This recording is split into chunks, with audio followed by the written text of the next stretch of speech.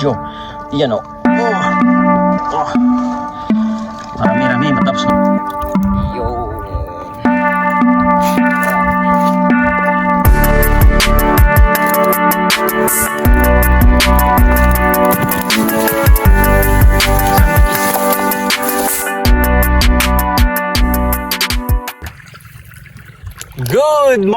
Good morning mga kalaypoy PX. Yan, assalamualaikum, mapya mapita salkano tanan. Yan, welcome sa panibagong vlog episode na naman natin mga kalaypoy. Yan, sumikat na yung araw, nasa 6:30 or 6, ganyan. So maaga pa lang, nandito na tayo. Ano ba gagawin natin ngayon? Syempre nagdala ako ng spear gun mga kalaypoy. Daanan na lang natin yung fish trap natin doon mamaya. Dala ako ng spear gun at may dalawang set ako dyan ng lambat. Yan. So try natin. Maglagay muna tayo ng lambat. Tapos habang inaantay natin, spear gun muna tayo. Then, pag tapos na tayo mag spear gun, kukunin na natin yung lambat. Uwi na tayo. Daanan natin yung fish trap. So yun, samahan nyo ako. Sana ay makahuli tayo ng gurami, tilapia at saka carp. Yun. Shout out sa inyong lahat na nanonood ngayon. Good morning, good morning. So let's go! So nandito na tayo sa spot mga kalaypoy. Tingnan natin kung may gurami dito. Tapos dito na rin tayo mag spear gun. Para hindi tayo lalayo dito sa spot ng ano natin, ng lambat natin. Saglit lang naman tayo, mga half day lang tayo ngayon. Yan. So simulan ko na maglagay mga kalaypoy. Dalawang set lang naman to. Maiksi lang to mga kalaypoy. Mga nasa dalawang poste. Yo.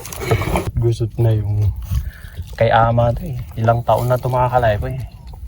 Ito pa yung last time na ginamit natin sa mga unang episode natin ng panlalambat. Mga nasa 10 years siguro. Hindi naman kasi masyadong nagagamit. Pero kahit hindi masyado nagagamit yan mga kalaypoy, kumaano yan, ayan, nagiging madali na lang siya mapunit, gano'n. So maglalagay na muna ako mga kalaypoy, ha? Diyan na muna kayo. Yan, tapos na natin ilagay mga kalaypoy. Ano pala, 3 set pala yung nadala natin. Nakala ko 2 lang, hindi ko na inubos. Yung 2 set lang mga kalaypoy nilagay natin. So dun yung simula sa stick ko na yon, tapos dito na end dyan.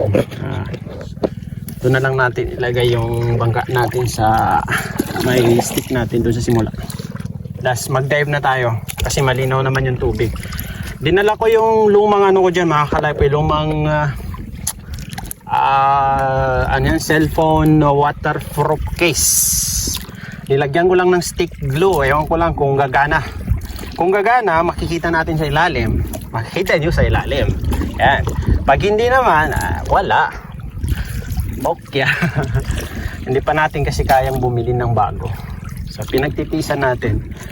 Sana gumana kasi ginawa ko talaga kagabi para sabi ko makita ninyo dun sa ilalim kung paano tayo namamana ng isda.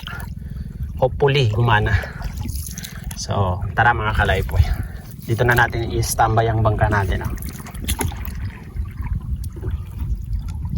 So ito yung gamit natin na spear gun mga kalaypoy.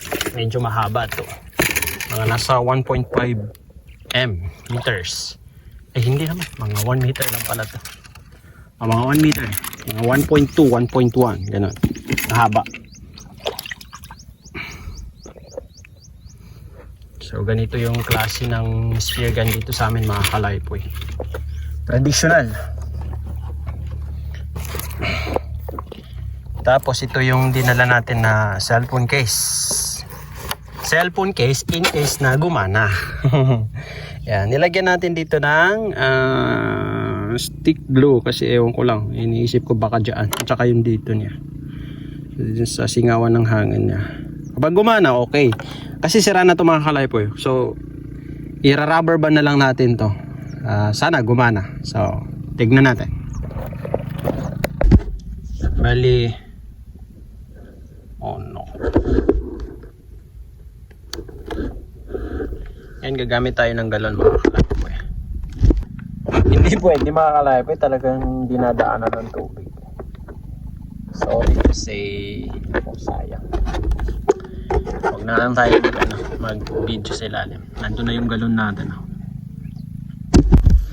Tataon lang natin mga kalaypoy. Sayang hindi tayo nakapag-video sa ilalim. Nag-dive tayo 7:30. So mga anong oras na? 10:59 or 11. So 7:33 mga 2 hours and 30 minutes tayong nag-dive mga kalaypoy. Medyo marami-rami tayong nakuha. Wait lang, pakita ko sa inyo. Kahon na muna ako sa bangka. So ito nakuha natin mga kalaypoy. Ito. Medyo marami-rami to. Sayang. Talagang hindi tayo nakapag-video. Yan oh. Marami-rami. Matapos malalaki pa mga kalaypoy. Iyo.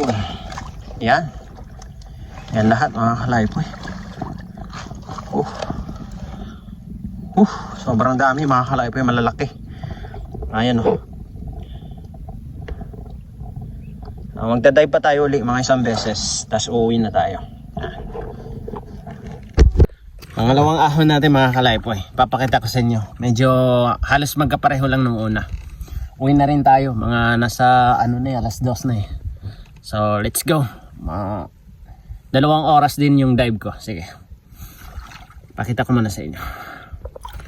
Ito yung pangalawang dive natin mga kalaypoy.